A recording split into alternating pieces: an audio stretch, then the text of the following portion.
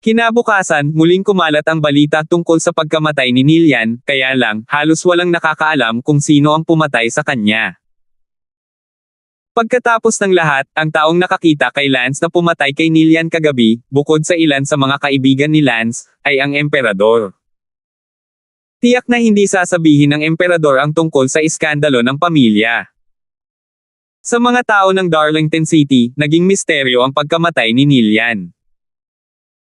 Si Lance ay gumaling sa bahay sa loob ng 7 araw, sa wakas ay nakabangon na si Lance at nakagalaw, kaya lang, ito ay makatayo lang at makagalaw, ang kanyang katawan ay parang ordinaryong tao pa rin, ang kanyang mga meridian ay nabasag, tumagal pa.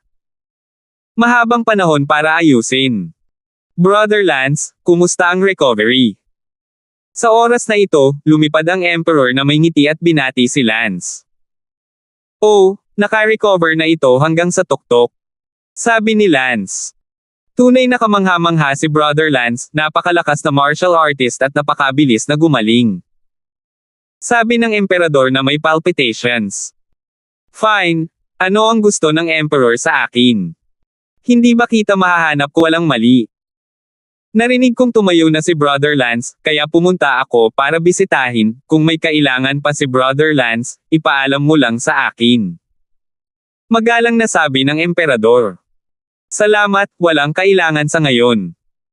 Tiningnan ng emperador ang iilang kagandahan sa hindi kalayuan at ngumiti, maswerte talaga si Brother Lance sa napakaraming magagandang babae. Nilingon din ni Lance si Elsa at ang iba pa sa kanila, bago inutusan ng ina ni Harem si Lance na huwag maglabas ng napakaraming dilag para magpakitang gilas sa takot na makita sila ng emperador at gusto sila, ngunit ngayon, nagkaroon na ang emperador. Nakita na sila, ngunit ang emperador ay hindi nang ahas na magnakaw ng mga babae kay Lance. Okay lang, pero kung ikukumpara sa 12-dosenang dalaga sa harem ng emperor, hindi pa rin ganoon kagaling. Masyadong naiinis si Brother Lance, kayo ang mga tunay na dilag. Si Lance at ang emperador ay casual na nag-usap, at pagkatapos ay umalis ang emperador. Si Lance ay walang masyadong mapag-usapan sa kanya. Pagkaalis ng emperador, pinakawalan ni Lance ang kanyang martial energy. Parang narating na niya ang gitnang yugto ng Unity Realm. Bukod dito, ito ang pangalawang antas ng gitnang Unity Realm. 7 araw na ang nakalipas, nang patayin ni Lance si Nillian, nasa ikatlong antas pa lamang siya ng unang yugto ng Unity Realm. Makalipas ang 7 araw, naabot na ni Lance ang ikalawang antas ng gitnang Unity Realm. Ito ay dahil lamang sa nakuha ni Lance ang espiritual na enerhiya ni Nillian, at ang espiritual na enerhiya ng isang Unity Realm Grand Perfection ay sapat na upang si Lance ay pumailan lang sa ilang mga kaharian. Ang dahilan kung bakit itinago ni Lance ang kaharian ay dahil ayaw niyang sorpresahin ang emperador at angkop na mababa ang loob. Lance, nandito ang pamilya Leslie. Lumapit si Elsa at sinabi. Oh, bibisitahin ako. Tanong ni Lance. Nagalit si Elsa, ano ang iniisip mo? Sila ay malalakas na lalaki mula sa isang maharlikang pamilya, bakit kanila bibisitahin? Narito sila para hanapin si Leslie. Lumakad si Lance sa isang bulwagan kung saan nakikipag-usap ang dalawang late Unity Realm powerhouse kay Leslie. Hindi na ako babalik. Malakas na sabi ni Leslie. Leslie, alam kong kaibigan ka ni Lance at gusto mong sumama sa isang training trip kasama si Lance, pero hindi ba nasa Darlington City ka pa, kaya kalahating araw ka lang namin inaantala. Isa sa sabi ng mga lalaki sa huli na Unity Realm. Napaka-resistant ng mukha ni Leslie. Nakita ng dalawang malalakas na lalaki mula sa Smith family si Lance na pumasok at abalang nagsabi, "Hello, Lance." "Hello, anong kailangan ng dalawang senior para pumunta sa Yuanming Garden ko?" "Lance, ganito kasi. Gusto naming umuwi ng kalahating araw si Leslie, pero hindi pupunta si Leslie, pwede mo ba akong paniwalaan?" Tanong ni Lance, umuwi ka para saan? Nako, alam mo ba ito? Dati nang nag-uusap sina Leslie at Yunwang, sa pagkakataong ito ay nakabalik na si Yunwang mula sa ibang bansa, kaya gusto kong ayusin si Yunwang na makipagkita kay Leslie, at kung maaari, ay bukang kasal. Lance, kaibigan mo na si Leslie, tulungan mo akong hikayatin siya, sapat na ang kalahating araw. Makipagpayapaan sa emperador, ang labas ng mundo ay nabalitaan pa na kapantay ng emperador, kahit na hindi ko alam kung mayroong anumang impormasyon sa loob, ngunit ang dalawang huli na Unity Realm powerhouses ng Smith clan ay hindi nang ahas na saktan si Lance hanggang sa malaman nila ang nasa loob na kwento. Sumimangot si Lance, narinig na ni Lance si Leslie dati, ang kanyang pamilya ay nag-ayos ng isang high-end na kasal para sa kanya, ang kabilang partido ay malamang na ang Cloud King. Ang Cloud King ay isa sa mga anak ng emperador, ang kanyang lakas ay umabot sa huling yugto ng Unity Realm, kaya siya ay kinoronahang hari, mga prinsipe na maaaring makoronahan bilang hari, lahat ay may walang limitasyong potensyal, ang kasal ng pamilya Smith sa kinoronahang prinsipe ay isang malaking karangalan, at isang garantiya ng patuloy na kaluwalhatian ng pamilyang Smith sa hinaharap. Bumalik ka at sabihin sa Cloud King na iyon na nakahanap ng babae. Sabi ni Lance. Ano? Anong sabi mo? Ang dalawang nahuling Unity Realm powerhouses ng Smith clan ay nagtaka kung nagkamali sila ng narinig. Muling sinabi ni Lance, bumalik ka at sabihin sa Cloud King na isang babae ang natagpuan, si Leslie ang babae ng aking Lance. Ha? Ngumisi ang dalawang malalakas na lalaki ng pamilya Smith. Lance, binigyan ka namin ng 3 manipis na mukha dahil nakipagpayapaan ka sa emperador, at ang mundo ay puno ng mga alingaw-ngaw na maaari kang maging pantay sa emperador, ngunit huwag mong kuskusin ang iyong ilong dito, hindi mo alam mo kung ano ang mabuti para sa iyo. Bumaba ang mukha ng isa sa mga malalakas na lalaki at nagbabala. Ano? Sa tingin ko hindi ako sapat para sa Leslie. Tanong ni Lance. Lance, it's not a matter of being worthy or not, but we told the Cloud King about this a year ago, and now that we are all about meat, bigla kang lumabas at sabihin sa akin na babae mo yun, hey. Paano mo gustong ipaliwanag namin ito sa Cloud King? Tama, kung nagpakita ka sa Cloud King at nagpropose ng kasal kay Leslie, baka pumayag kami sa iyo, pagkatapos ng lahat, ang iyong talento ay ipinapakita. Ngunit ngayon, 1 taon na kaming nakikipag-ugnayan sa Cloud King, hindi namin gustong masaktan ang Cloud King, kahit na henyo ka, kumpara sa pagkakasala sa Cloud King, maaari mong piliing huwag pansinin ito, maliban kung magagawang makipagkompetensya sa buong kapangyarihan ng imperial. Leslie, umuwi ka kaagad sa amin, pupunta ang Cloud King sa pamilya mamayang hapon at makikipagkita sa iyo, kung okay ang pakiramdam ng pagpupulong, ang kasal na ito ay malapit ng mabok. Si Leslie ay abala sa pagsasabing, ayaw kong pakasalan si Cloud King, gusto kong pakasalan si Lance. Agad na nagtago si Leslie sa likod ni Lance. Ikaw. Galit na galit ang dalawang malalakas na lalaki ng pamilya Smith. Sinabi ni Lance, dalawang nakatatanda, nakita na ninyo ang ibig sabihin ng Leslie, bakit pilitin ang mga tao, bumalik at sabihin sa Cloud King na si Leslie ay aking babae, kung hindi siya kumbinsido, pumunta sa emperador, kung ang emperor ay maglakas loob na sabihin ang kalahating salita, pagkatapos ay ipapadala ko si Leslie sa kanyang kama gamit ang 2 kamay, paano ito? Lance, ikaw. Narito ang aking mga salita, kung gusto mong manakawan sa pamamagitan ng puwersa o hindi, nasa iyo iyon. Nadama ng dalawang malalakas na lalaki na si Lance ay nagtataglay ng hindi nakikitang panggigipit, si Lance ay naglakas loob na paalisan ang emperador, tiyak na hindi siya mayabang ng walang dahilan. 872.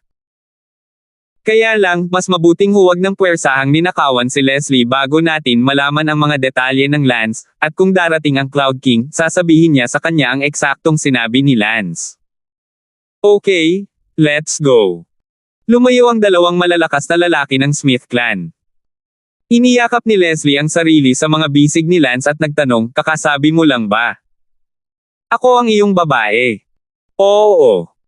Bakit hindi mo sinabi noon na babae mo ako? Noong huling sinabi ko sa iyo ang tungkol sa Cloud King, sinabi ko na malamang ako ang magiging royal consort niya, hindi ka kasing tigas ngayon. Naku, iba ang sitwasyon, ngayon ang tunay kong lakas ay, kahit na nasa gitna pa ako ng Unity Realm, ngunit sa lakas ng Emperor, sapat na ang lakas ko para tanggayan ang lahat ng malalakas na kaaway sa Darlington City, ano ba ang dapat kong katakutin, tsaka ang tagal mo na kong kasama, oras na para maging babae ka, kahit panaasan mo pa ang puwet ko. Fuck you! Sinong gustong magpuna sa puwet mo? Galit na kinurot ni Leslie si Lance. Hahaha. Lance, kailangan ba talaga naming hintayin na gumaling ka bago natin simulan ang paglalakbay sa mundo? Og. Bamantong hininga si Lance. Basag-basag na lahat ng meridian ko ngayon, kung lalabas ako ng padalos-dalos, natatakot talaga ako na hindi ko kayo maprotektahan, kaya mas mabuting lumabas ka na lang mamaya kaysa magsisi kung may nangyari talagang masama. Pero kung sakaling hanapin ka ng Cloud King na iyon, hindi ka talaga makakapareha.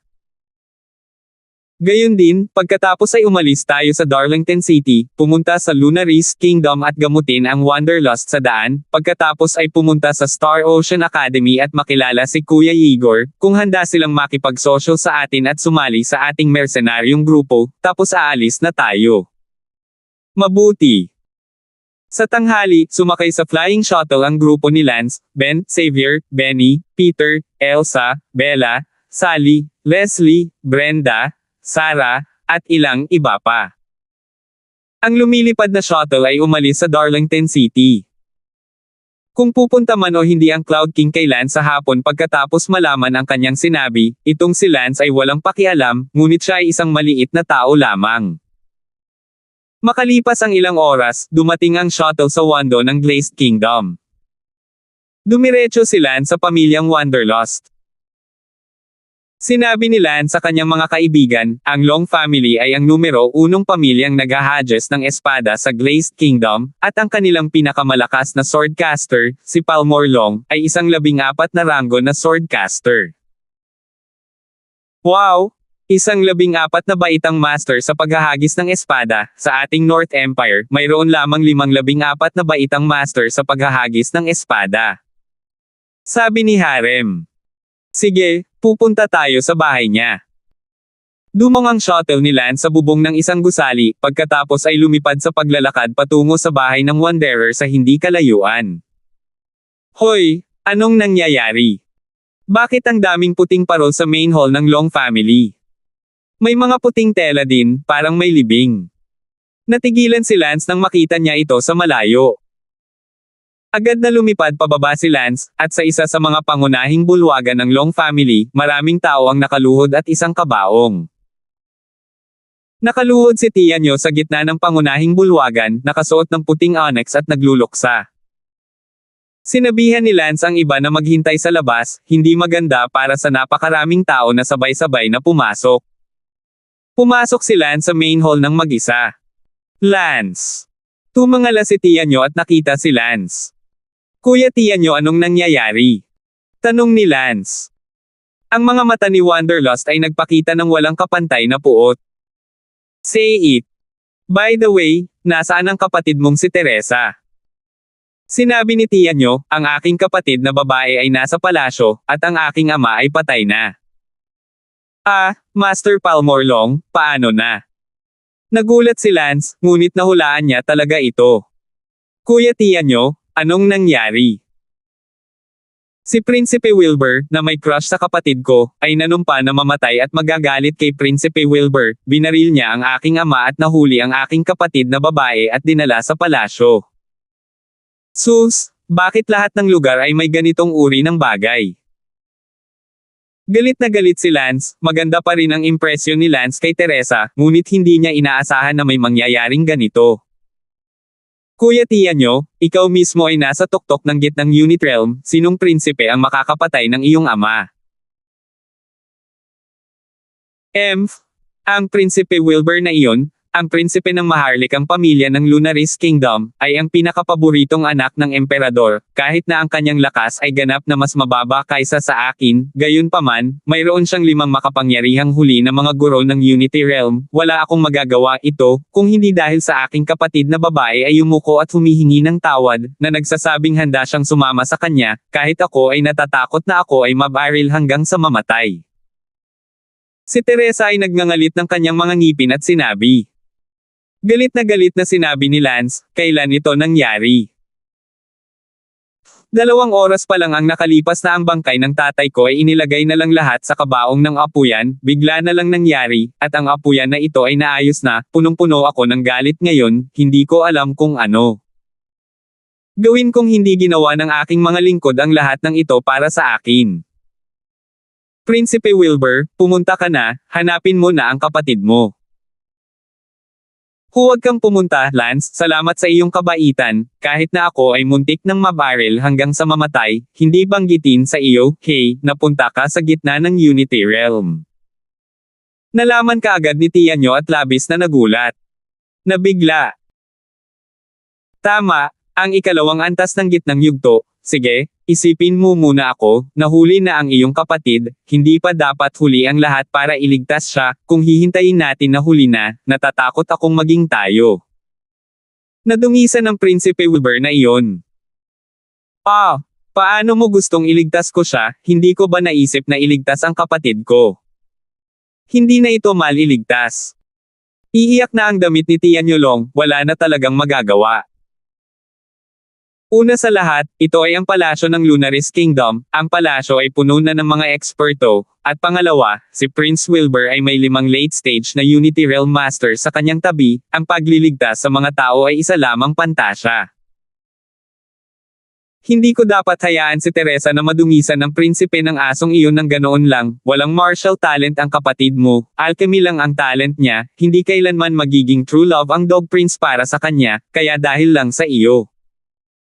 Ang kagandahan ni ate na gusto niyang paglaruan, hindi ko hahayaang mangyari ito, hindi ko magagawa. Sabi ni Lance, ang dalisay at magandang mukha ni Tianyo ay nananatili sa isip ni Lance, palaging may pakiramdam na humihingi ng tulong Tianyo ngayon, ngunit walang makaligtas sa kanya. Nakahawak si Tianyo sa mga dayami, gusto ko ring iligtas ang aking kapatid at pagkatapos ay ilayo siya sa Makentab na bansa, ngunit hindi ko magawa, Tanong ni Lance, by the way, Kuya Tianyo, may flying shuttle ba ang Lunaris country mo? Isang flying shuttle. Parang ang Emperor lang ang may isa, masyadong mahirap ang antas ng teknolohiya ng ating bansa para makagawa ng flying shuttle, at ang isang ito ay na-import din mula sa iyong North Empire. Sabi ni Lance, may flying shuttle ako ngayon, hindi ko alam kung magagamit ko ito para iligtas ang kapatid mo. Hindi naman, bakit may flying shuttle ka? Kalimutan mo muna iyon at tingnan kung paano natin magagamit ang flying shuttle para iligtas ang kapatid mo. Napakabilis ng flying shuttle, kung may flying shuttle, hindi ko akalain na mahirap iligtas ang kapatid ko, sugod na lang tayo sa tirahan ni Wilbur, sa loob ng palasyo ang tirahan niya, pero pareho lang walang tao. Maaaring ihinto ang shuttle. 873. Buti naman at hindi pa huli ang lahat, sa loob ng 1 oras o higit pa, madilim na, at kapag madilim na, baka madungisan pa ang kapatid mo ngayon, o kahit na ang kapatid mo ay nadungisan na ngayon, tutal, nahuli sa loob ng 2 oras, depende kung ang Prinsipe Wilbur na iyon, ay isang taong walang tiyaga sa pakikipagtalik. Pulang-pula ang mga mata ni Tianyo, at umuumbok ang mga ugat sa kanyang mga kamay. Agad na inasikaso ni Lance si Sarah at pinaandar ang lumilipad na shuttle. Si Sarah na ngayon ang driver ng flying shuttle, dahil isa siyang hacker at pamilyar sa aspetong ito ng mga computer, kaya mahusay niyang nabuksan ang shuttle pagkatapos pag-aralan ito ng 10 minuto. Matapos dumaan ang lumilipad na shuttle, dinala ni Wanderer ang kabaong patungo sa shuttle, at ang ilang mga batang babae ay nakaramdam ng sandali ng takot, kung paano hayaan ang isang tao na magdala ng kabaong sa shuttle. Ang pangunahing dahilan para sa ito ay na kung isave mo ang Wanderlust, agad na umalis, ang layo mula sa Makentab na bansa, kaya ang kabaong upang labanan sa iba pang mga lugar spark, kung hindi man ay tiyak sa pamamagitan ng Wilbur tumagal sa feed ang aso. Pagkatapos ay agad na nagutos si Tianyo na bumaba, ang pamilya ay naghiwalay, lahat ay umalis sa bahay ng mag-isa. Matapos gawin ang lahat ng ito ay 10 minuto lamang. Okay, pwede na nating simulan ang rescue plan. Si Sarah ang nagmaneho ng shuttle papunta sa langit. Sarah, agad na salakayin ang Glazed Country Complex, huwag mag-alala, ang Glazed Country ay iba sa North Empire, ang palasyo ay isang complex, at ang palasyo ay isa ring reinforced concrete structure. Sige. Agad na nagsimulang gumalaw si Sarah, ang mga computer sa shuttle ay nangunguna sa linya, at marami pang ibang high-tech na device. Pagkalipas ng ilang minuto, sinabi nito, nahanap na ang tirahan ni Prince Wilbur, sa hilagang kanlurang sulok ng palasyo, at nakakuha din ng ilang impormasyon tungkol sa kanyang tirahan, pati na rin ang ilang surveillance at camera, at iba pa. Sa susunod na segundo, ang surveillance footage ng tirahan ni Prince Wilbur ay lumabas sa screen ng computer ni Lance habang si Sarah ay nilusob ang kanilang mga telepono upang makinig sa kanilang mga boses. Sa isang bulwagan. Crown Prince, nanggugulo pa yang asong yan, o gumamit na lang ng dahas. How ungrateful. I am a Crown Prince, hindi ko pa ba siya kayang paglaruan? Bagamat mayroon akong asawa at maraming asawa, ako ay may marangal na katayuan, at siya, isang babae mula sa isang maliit na pamilya ng Kastilyo, ay hindi magiging kwalipikadong dilaan ang aking puwet kung hindi siya maganda. Sabi ng isang lalaking nasa mid-30s.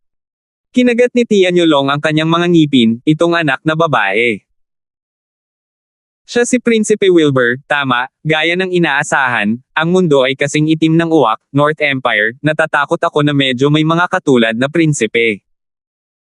Sarah, tingnan kung maaari mong hanapin ang bahay ni Prinsipe Wilbur, doon ay ilang mga eksperto dito. Mabuti. Pagkalipas ng ilang minuto, sinabi ni Dow, mayroong 2 late unification realm powerhouses na nakaupo sa residence, at isa sa 2 late unification realm powerhouses ay nagtatago sa kanyang kwarto nanunood ng sex movie, at ang isa ay nakikipaglaro sa isang kasambahay. Hindi katakataka na may ganong prinsipe, maging ang mga tao sa likod niya ay pareho. Napabuntong hininga si Lance, ngunit maaaring malungkot lamang si Lance, dahil hindi ito natatangi sa Lucid Kingdom, ang anumang imperyo ay pareho, pagkatapos magkaroon ng pera at kapangyarihan, na hindi pa bagong nakipaglaro sa mga babae, ang buong mundo ay ganito, sadyang may mga taong mas matalinong naglaro at ang iba ay mas mura. At saka, saan gaganapin ang Wanderlust? Sa Wilbur Residence, isang maliit na kwarto ang sarado, may mga gwardya na nagbabantay sa labas, hindi dapat malakas ang lakas ng mga guard. Good? Then let's stop nagging. Just open the shuttle and rush down to rescue them. Teka, nakita ng surveillance na may pumasok sa Wilbur Residence. Napatingin ang lahat sa computer, at sigurado, isang babae ang nakitang pumasok sa bahay ni Wilbur. Sinabi ni Lance, ito ay si Princess Cherry Socorro, tingnan muna natin kung ano ang nangyayari. Pumasok si Prinsesa Cherry Socorro sa bahay ni Prinsipe Wilbur. Crown Prince, narinig ko na inaresto mo ang Teresa. Darating. Yuyu, Cherry Socorro Royal Sister, you're really well informed. Crown Prince Imperial Brother, pwede mo ba akong bigyan ng mukha at palayain si Teresa, kaibigan ko si Teresa. Hahaha, Royal Sister Cherry Socorro, anong sabi mo? Say that again. Pwede mo ba akong bigyan ng mukha at bitawan ang Celestial Zither, salamat Imperial Brother. Hahaha, narinig mo ba ako? Bitawan mo ang Teresa. Fine, hindi imposibleng hilingin sa akin na bitawan ang Teresa, maliban na lang. Hanggat kaya kong mailabas ang Teresa, hahayaan ako ng kapatid kong Imperial na gawin ang lahat. Tumawa si Prince Wilbur at sinabing, Royal Sister, sinabi mo ito. Oo, sinabi ko na. Hahaha, Imperial Sister, ikaw at si Teresa ay nakatali upang maging 2 pinakamagandang babae sa Glazed Kingdom, dahil gusto mong palayain ko si Teresa, paano kung manatili ka at samahan si Imperial Brother para sa kasiyahan? Alam mo ba, my Royal Brother, what you're talking about?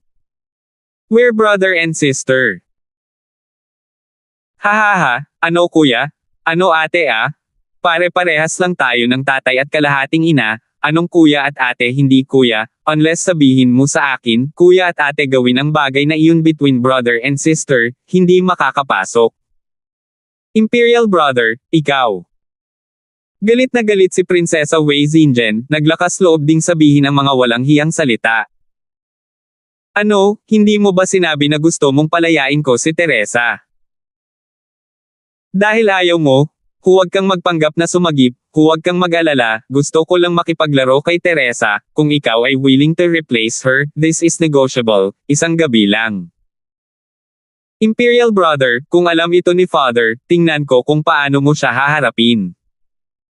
Alam mo lang kung paano ako takutin sa Father Emperor. Sa sandaling ito, isang anino ang biglang sumugod pababa mula sa langit. Ito ang shuttle ni Lance. Mabilis ang anino, at kinalkula ni Lance na mayroon lamang silang 15 segundo para iligtas ang mga tao. Dahil pagkatapos ng 15 segundo, magre-react ang dalawang nakaupong huli na Unity Realm Master sa Wilbur Mansion. Sa ngayon, yung dalawang yun, yung isa nanonood ng pornographic film at yung isa naman ay nakikipaglaro sa kasambahay, yun yung time na madali silang ma-distract, kung hindi, wala man lang 15 segundo. Ang lumilipad na shuttle ay ginamit lamang ng 2 segundo bago ito sumugod sa bahay na kinaroroonan ni Teresa. Boom! Sabog ni Wanderlust ang bahay ng isang sampal. Kuya! Sa susunod na segundo, lumipad pababa si Tianyo gamit ang isang arrow, binuhat si Teresa at dumiretso sa lumilipad na shuttle. Dahil ang lahat ng mga aksyon ay pinlano lamang at ang lahat ay nagtutulungan ng walang putol, 9 na segundo lamang ang itinagal bago at pagkatapos mula sa pagmamadali pababa mula sa kalangitan hanggang sa pagliligtas kay Teresa papunta sa lumilipad na shuttle. Mapangahas! Sa sumunod na segundo, tumalon si Prinsipe Wilbur sa bubong, sumigaw sa shuttle sa hindi kalayuan, nakitang inalis ang Teresa, sumigaw, lumitaw din si Prinsesa Cherry Socorro sa bubong, hindi makapaniwala sa lahat ng ito, at mas mabigat pa sa figure ni Lance, kung paanong ang multo ni Lance ay buhay pa, at muling dumating sa Macintab na bansa. Sinabi ni Lance, Sarah, lumipad papunta sa shuttle, at hulihin ang asong prinsipe na iyon sa shuttle, para ipaghigati si Palmore. Mabuti. Sa susunod na sandali, ang lumilipad na shuttle na aalisin ay agad na sumugod kay Prinsipe Wilbur. Si Tianyo ang pinakamalakas, at agad na hinawakan si Wilbur sa buhok at kinaladkad siya sa loob ng lumilipad na shuttle. Nasa ibabaw mismo ng ulo ni Cherry Socorro si Lance nang hinawakan ni Tianyo si Wilbur. Sa isang talbog, hinawakan ni Cherry Socorro ang braso ni Lance. Swoosh! Umakyat ang shuttle sa langit makalipas ang ilang segundo. Hinailan ni Lance si Cherry Socorro papunta sa shuttle. Bang! Sumara ang pinto ng lumilipad na shuttle sa susunod na sandali, at ngayon lang naubos ang 2 late Unity Realm powerhouses mula sa Wilbur residence na nakasuot ng pantalon. 874. Nahuli na ang Crown Prince. Galit na hinabol sila ng 2 late Unity Realm powerhouse, na nakababa ang kanilang pantalon, ngunit sa kasamaang palad, kung saan sila makakahabol, ang shuttle ay nawala sa kalangitan sa isang iglap. Gayunpaman, sa sandaling ito, isang lumilipad na shuttle ang bumagsak sa kalangitan mula sa Macintab na palasyo ng Imperial at sinundan ang shuttle ni Lance. Oo, ito ang lumilipad na shuttle ng Emperador, natuklasan ng Emperador na ang prinsipe ng korona ay nakuha na.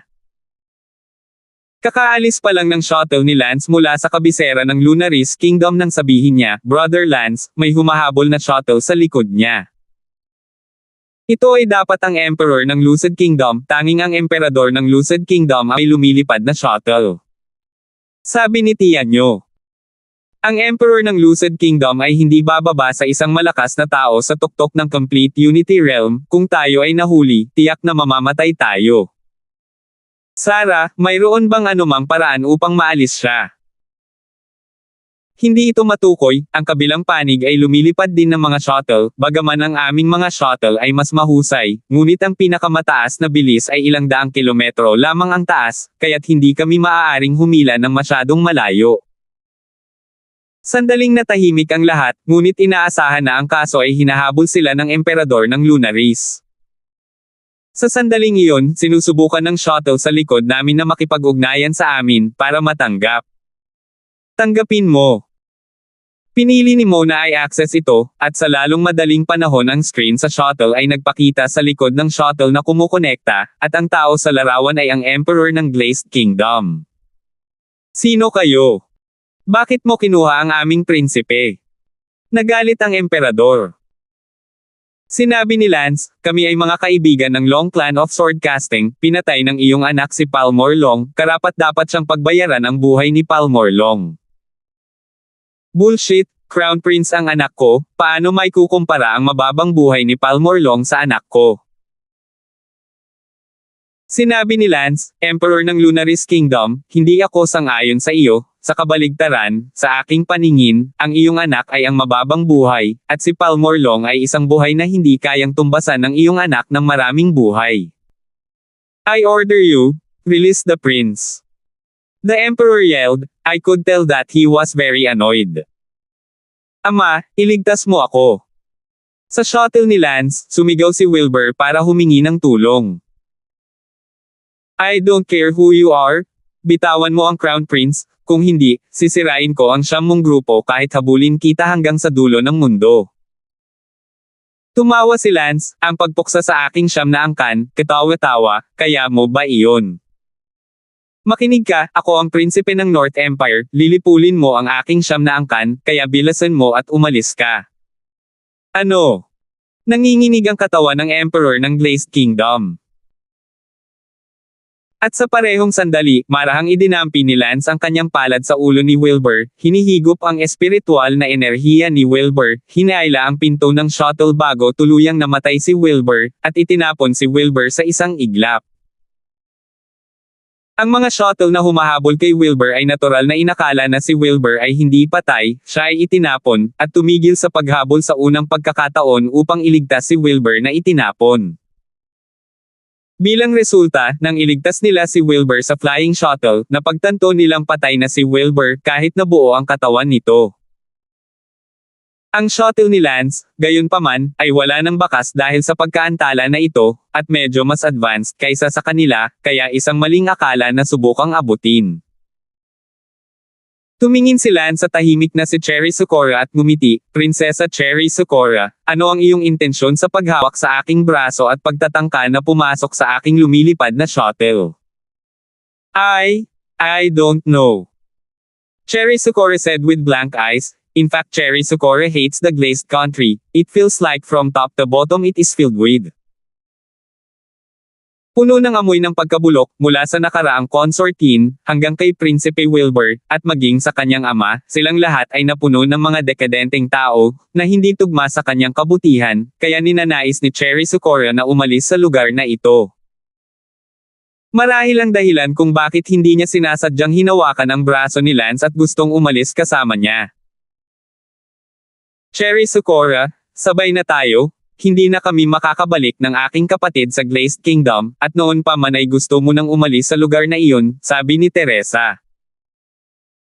Blanko ang mga mata ni Cherry Sakura. Go, saan tayo pupunta? Ang Glazed Kingdom ang tahanan ko, kailangan ko pang bumalik sa lugar na iyon mamaya.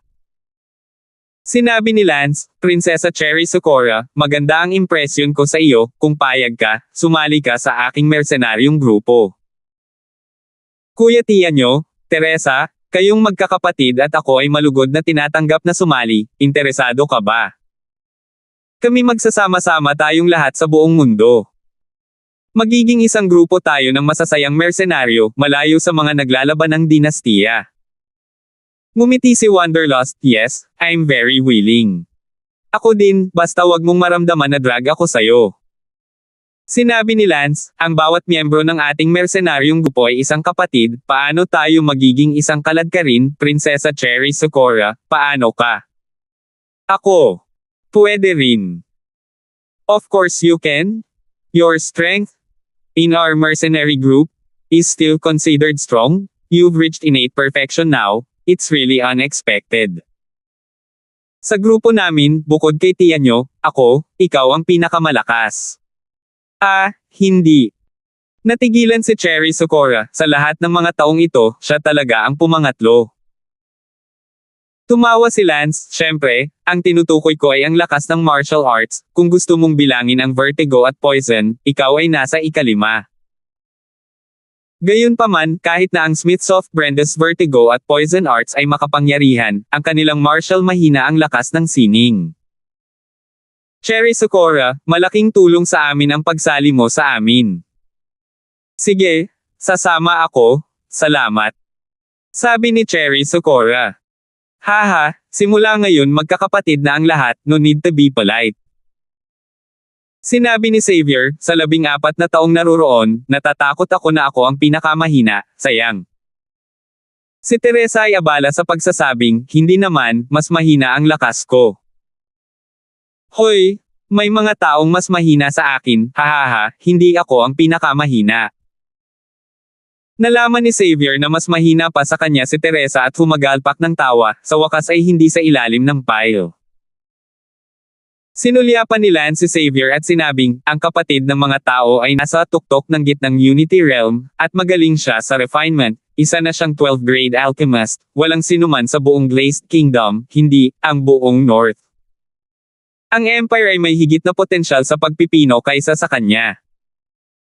Nalante si Xavier habang nakikinig, kaya tila sila ni Teresa ay wala sa parehong antas. Sabi ni Leslie, Lance, ang team natin, 14 na tayo ngayon, kaya ayusin natin ang lakas ng lahat para magkaroon tayo ng magandang ideya kung ano ang nangyayari. Tumango si Lance, oo, walang duda. Numero 1 ang lakas ni Kuya Tianyo, ang rurok ng gitnang Unity Realm. Pangalawa ako, ang pangalawang antas ng Mid-Unity Realm. Ang Brenda ay pangatlo, ang kanyang poison technique ay maaaring makalason sa ikalawang antas ng Mid-Unity Realm, at marahil kahit na si Brenda ay mauna sa akin dahil maaaring hindi ko mapigilan ang poison technique ni Brenda. Ang Leslie ay pang-apat, ang kanyang nakakabighaning pamamaraan ay umabot sa 12 item, ito ay katumbas ng unang yugto ng Unity Realm, kaya niyang lumaban sa maagang yugto ng Unity Realm. 875. Panglima si Cherry Socorro, likas na pagiging perpekto. Pang-anim si Sarah, bagamat ang kaharian ni Sarah ay mid-innate lamang, ngunit ang tunay na kapangyarihan ni Sarah sa pakikipaglaban ay dapat nasa likas na pagkumpleto, kahit na si Sarah ay maaaring mauna kay Cherry Socorro. Hindi makapaniwalang tumingin si Cherry Socorro kay Sarah, hindi niya inaasahan na napakalakas ng babaeng ito, na mukhang cute. Si Harem ay ikapito, late innate. Benny ang ikawalo, ngayon ay nasa mid-innate na. Si Ben pangsyam, maagang katutubo, ay tila malapit na siyang makapasok sa mid-innate. Elsa ika-10, Hautian Grand Perfection, ipagpatuloy ang mabuting gawain. Ika-11 si Bella, Hare Krishna Perfection. Sa oras na ito, biglang sinabi ni Elsa, Lance, minaliit mo si Bella, binibilang mo ang martial skills ni Bella, pero si Bella ay magaling siya sa tunog, nagsasanay na siya ngayon ng Taizuan Yin, naabot na niya. Isang napakataas na antas, hindi bababa sa antas ng isang 9th grade Soundmaster. Sinampal ni Lance ang kanyang ulo, halos nakalimutan, bago si Lance ay nasa Kango City ng Marshall Island, nakakuha siya ng sound method na martial arts secret, na tinatawag na Taizuan Yin, at ibinigay ito kay Bella. Si Bella lang. Masyado siyang low-key, kaya hindi siya pinansin ni Lance. Bella, subukan mong salakayin ako. Oo. Tumango si Bella. Pagkalipas ng ilang minuto, tumango si Lance at sinabing, hindi masama, talagang malakas ito, ang Taizuan Yin na ito ay perpekto para sa iyo na magsanay. Pagkatapos ay subukan mong salakayin muli si Benny ngayon. Mabuti. Pagkalipas ng ilang segundo, biglang tinakpan ni Benny ang kanyang ulo at napasigaw. Ngumiti si Lance, sige, baguhin ito. Ang ika-8 ranggo ng lakas ay si Bella, ang ika-9 ay si Benny, ang ika-10 si Ben, ang ika-11 ay si Elsa, ang ika-12 ay si Xavier, ang ika-13 ay si Sally, at ang pang-14 ay si Teresa. Okay, ito ang strength rankings ng team natin, mga kapatid, please cheer up more in the future. Of course, the main reason for getting a ranking out is that in the future, those in the top of the ranking will help those at ang ibaba pa. Tumango ang lahat. Ngayon, saan tayo pupunta? Tiningnan ni Lance ang kabaong na inilagay sa shuttle at sinabing, syempre, hayaan mo munang ilibing si Senior Palmore Long. Nakahanap si Sarah ng isang lugar upang huminto at i-cremate ang bangkay ni Palmore Long, pagkatapos ay nagtulungan ang lahat sa paggawa ng isang libingan. Pagkatapos lamang gawin ang mga bagay na ito ay muli silang tumulak. Sa kabila ng karagatang ito ay Star Ocean Academy, gusto mo bang pumunta muna sa Star Ocean Academy? Tanong ni Sarah. Of course, gaano katagal bago pumunta dito sa Star Ocean Academy? Mga 36 na oras. Mga 36 na oras. Okay, let's go. Sa paglipad patungong Star Ocean Academy, pinagaling ni Lance ang sakit na Wanderer, at sa kasalukuyang Lance, ang mahirap na sakit ng Wanderer ay hindi isang problema. Makalipas ang halos 36 na oras, dumating ang shuttle ni Lance sa kalangitan sa itaas ng Star Ocean Academy. Gayunpaman, sa sandaling pumasok ang shuttle ni Lance sa hanay ng Star Ocean Academy, napansin siya ng isang tao. Siya ang misteryosong pinuno ng Star Ocean Academy. Napasimangot ang pinuno ng Star Ocean Academy sa lumilipad na shuttle na lumilipad sa kalangitan at sinabing, "Flying Shuttle."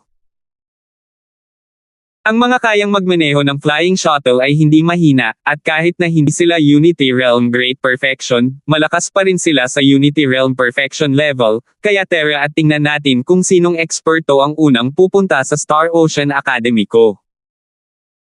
Ang presidente ng Star Ocean Academy, nang makita ang shuttle na iyon, ay may hindi maitatagong pagnanasa sa kanyang mga mata. Oo, pinangarap ng pinuno ng Star Ocean Academy ang Flying Shuttle, ngunit hindi ito isang bagay na maaaring taglayin ng isang ordinaryong malakas na tao, at ang pagkakaroon ng Flying Shuttle ay walang alinlangan na napakalaking tulong sa isang malakas na tao. Ang pinuno, bilang isang lalaking puno ng ambisyon, ang lumilipad na shuttle ay isang bagay din na pinangarap niya. Hindi man lang iyon inisip ni Lance, at ang lumilipad na shuttle ay huminto sa manor ni Igor na parang ito ay isang dayuhan na sasakyang pangkalawakan. Si Igor at ang kanyang asawa ay tumingin sa lumilipad na shuttle sa pagkalito. Igor, hindi ito ang maalamat na flying shuttle, tama ba? Dapat ay. Anong klaseng malaking tao, yung may flying shuttle, siguradong malaking tao yan, bakit sa atin napunta? Hindi ko alam, at hindi ko alam kung ito ay isang pagpapala o isang sumpa. Sa sumunod na segundo, bumukas ang pinto ng lumilipad na shuttle at tumalon si Lance mula rito. Si Lance pala. Hahaha, Kuya Igor, hipag na si Megan. Lance, bakit ikaw? At hindi makapaniwalang sabi ni Ginang. Igor. Akala namin ito ay isang malaking putok na naging dahilan upang kami ay maging parang isang kaaway. Tumawa si Megan. Ano? Hindi ba ako big shot? Sinadya ni Lance na magpan. Ngunit, ang lumilipad na shuttle ay isang bagay na tanging ang pinakamalakas sa Unity Realm, ang Great Perfection, ang karapat-dapat na magkaroon nito at hindi lahat ay maaaring magkaroon nito. Paano mo nakuha ang shuttle? Sige, balik kung paano ako nakarating doon, Kuya Skywalker, hipag na si Megan, sinadya namin kayong bisitahin ng mga kapatid ko ngayon. Sa oras na ito, bumaba rin si Wanderlust at ang iba pa sa shuttle. Wanderlust. Hindi ka nagre-resign. Tumawa si Wanderlust, Igor, matagal nang hindi nagkikita, ganoon pa rin, akala ko nakalusot ka sa huling yugto ng Unity Realm. Hindi ba ikaw ay pareho, nasa tuktok pa rin ng gitnang Unity Realm, bakit ka nakikipag-hangout kasama si Lance?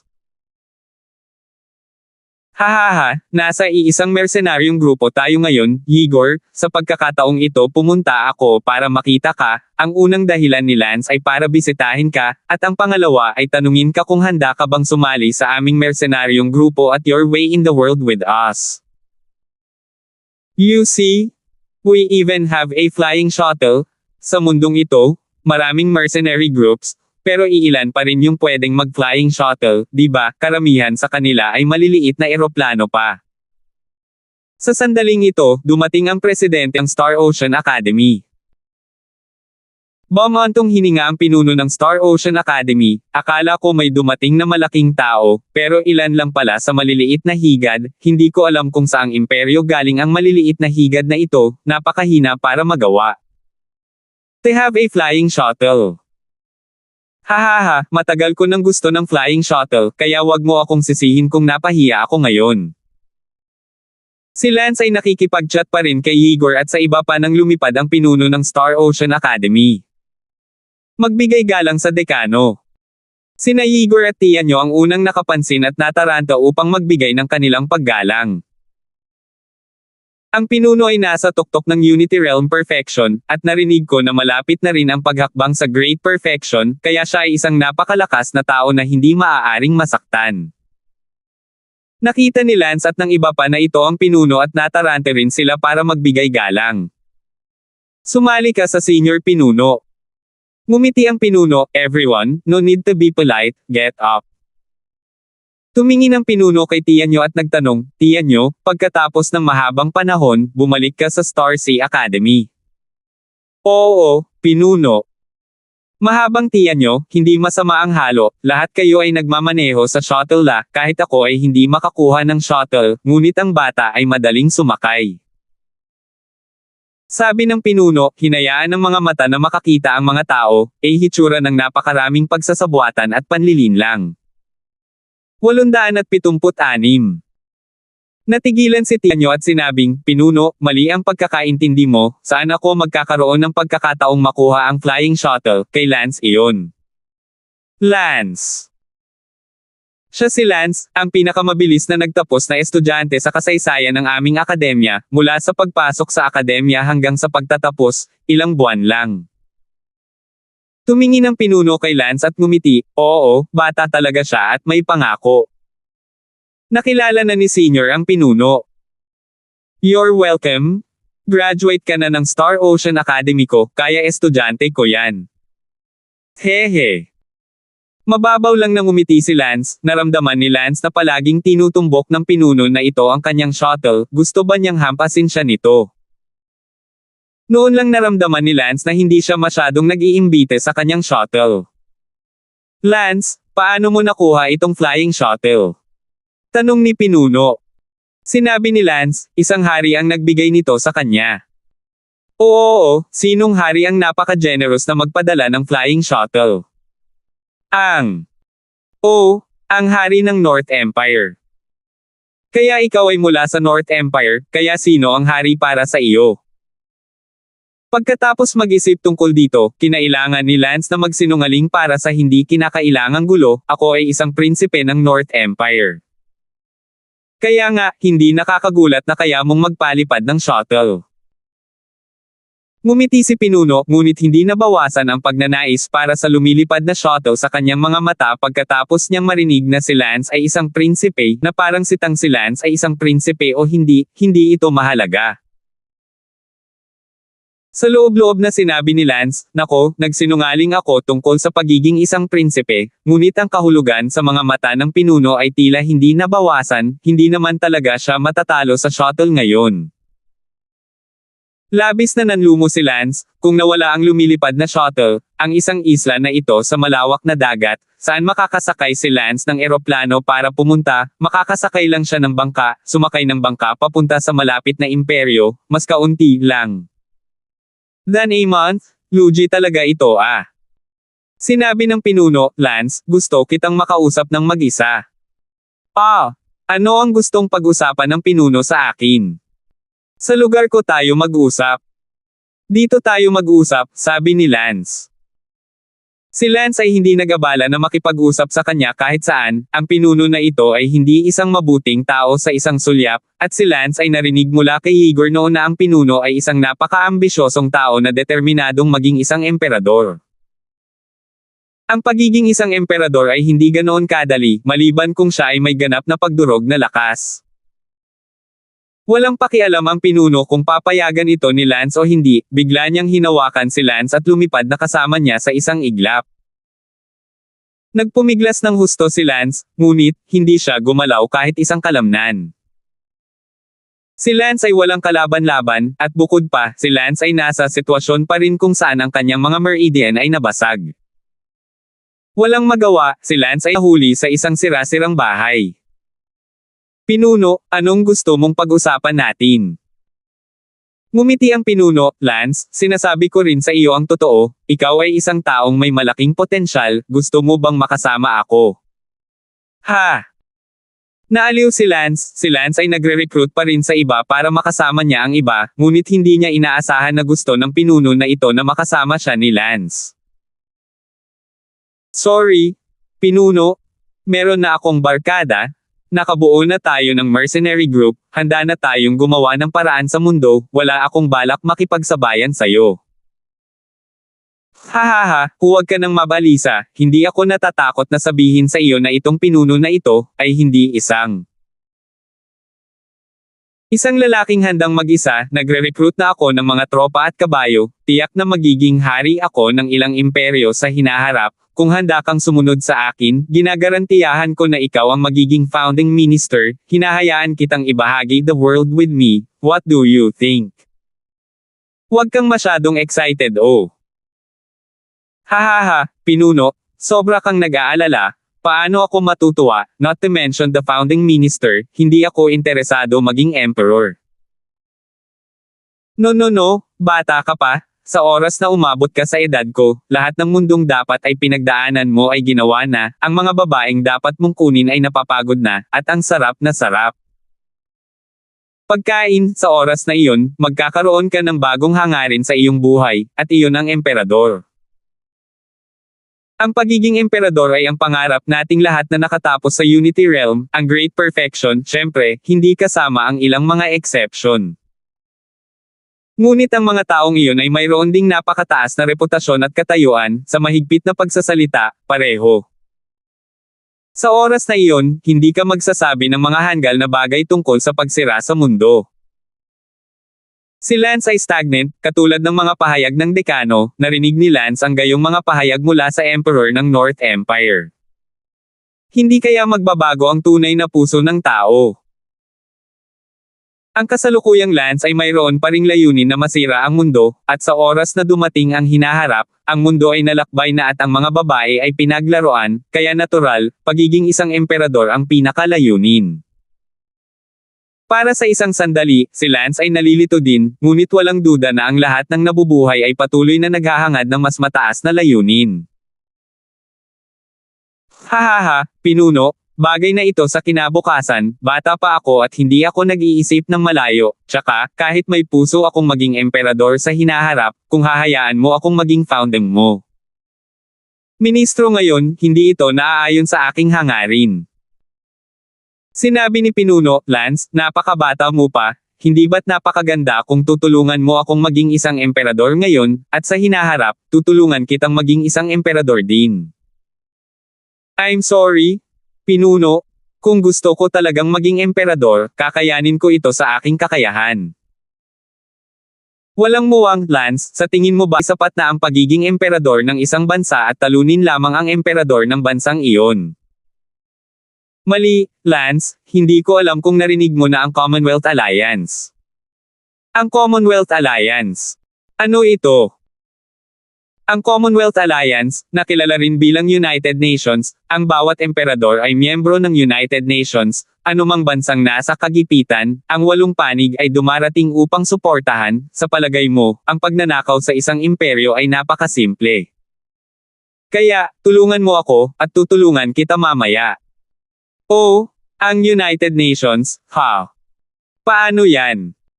Nakikita ko na malaki ang potensyal mo, at sulit ang pamumuhunan na ito. Tanong ni Lance, paano gusto ni Senior na tulungan kita?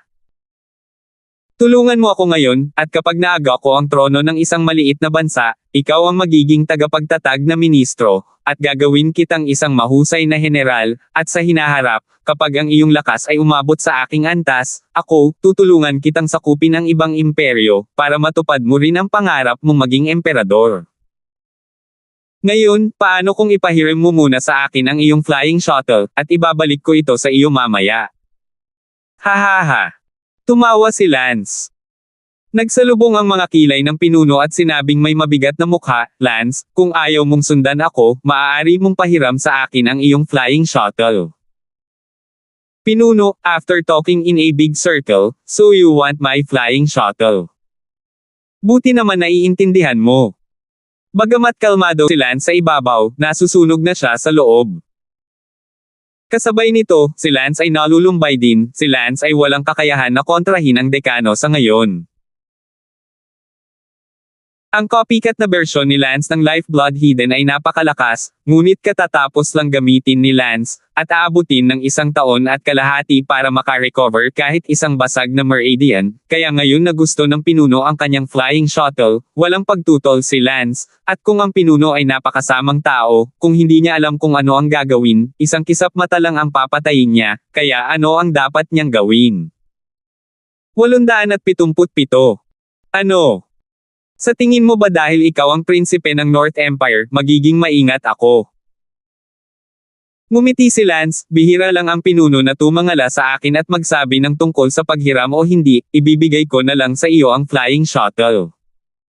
Ano, ibigay mo sa akin? Nagtaka ang presidente ng Star Ocean Academy kung nagkamali ba siya ng narinig, isang pambihirang bagay na akala niya ay pagnanakawan niya ito. Tama, imbes na ipahiram ko sayo, mas gugustuhin ko pang ibigay sayo, para may utang ka sa akin.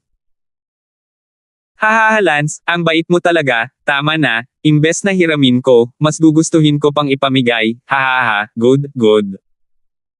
Sa loob ni Lance, gayon pa man, siya ay bumantong hininga, idiot, sa tingin mo ba ibibigay ko talaga ito sa iyo? Ngunit para lang linlangan ka, kapag nakakita ka ng pagkakataon, hahayaan mo na lang si Sarah na itaboy ang shuttle, pinapatawa ka. Hindi makahabol. Naisip ni Pinuno na alam talaga ni Lance ang oras at ibinigay ito sa kanya, napakasaya niya. Tanong ni Lance, Pinuno, narinig ko kaninang sinabi ni Brother Igor na naghahanap ka ng teknik na tinatawag na Socking Power Technique.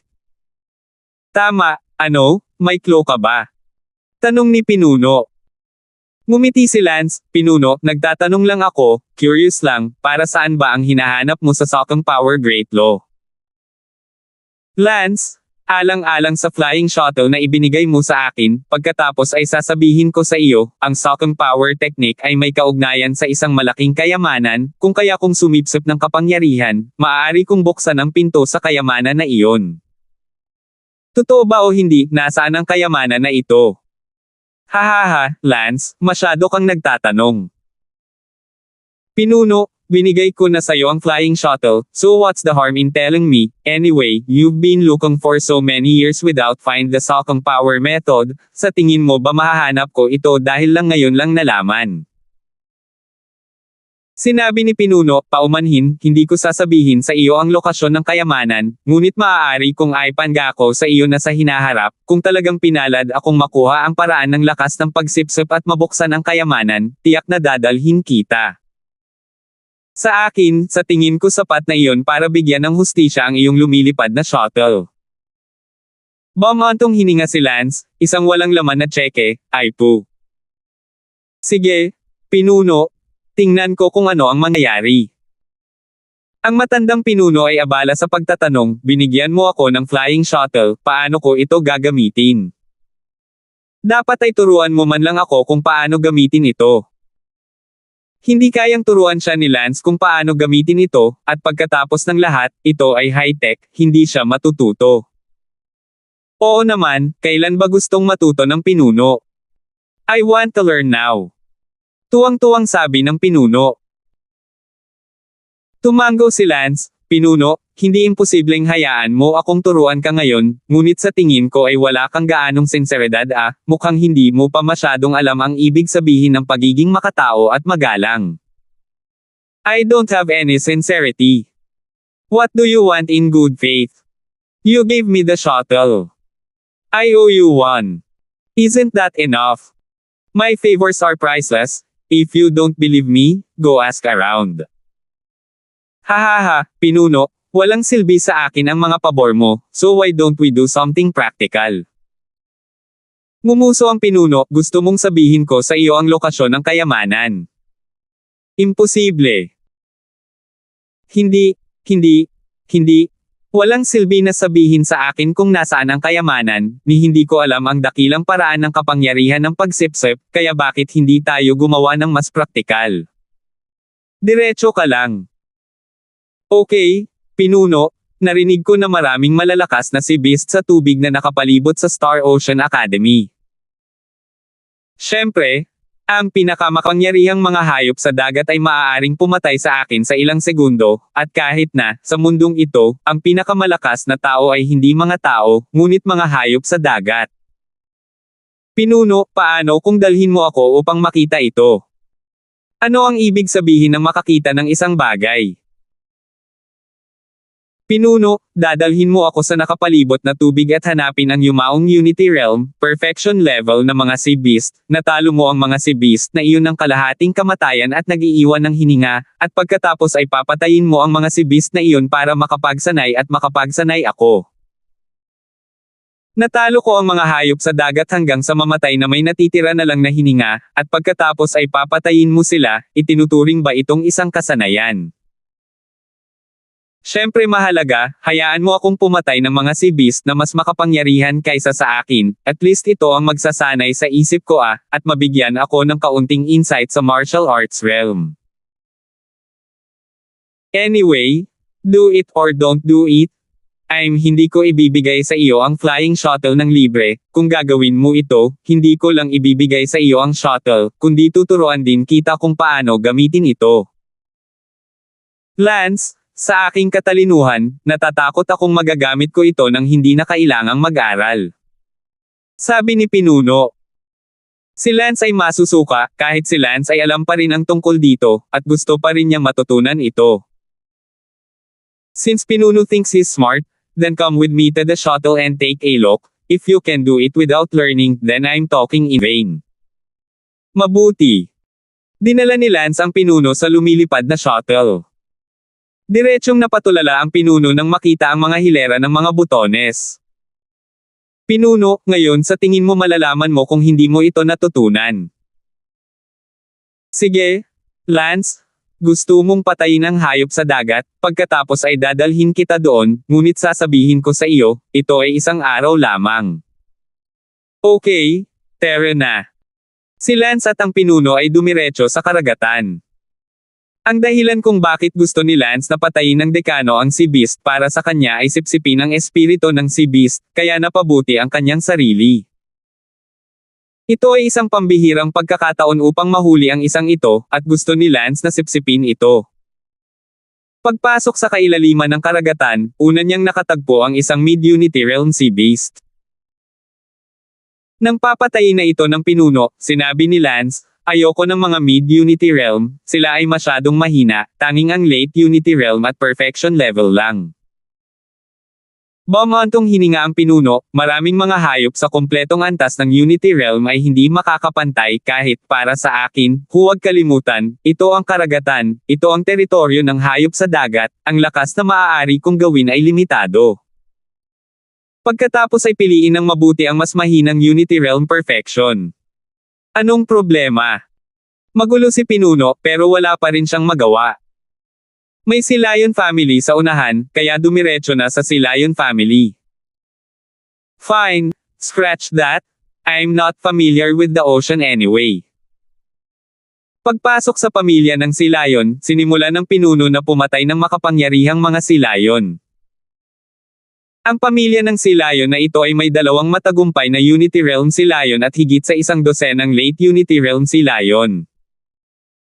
Ang Pinuno ay nagsayang ng maraming enerhiya at sa wakas ay natalo ang dalawang matagumpay na Unity Realm Sea Lion sa kalahati hanggang sa mamatay.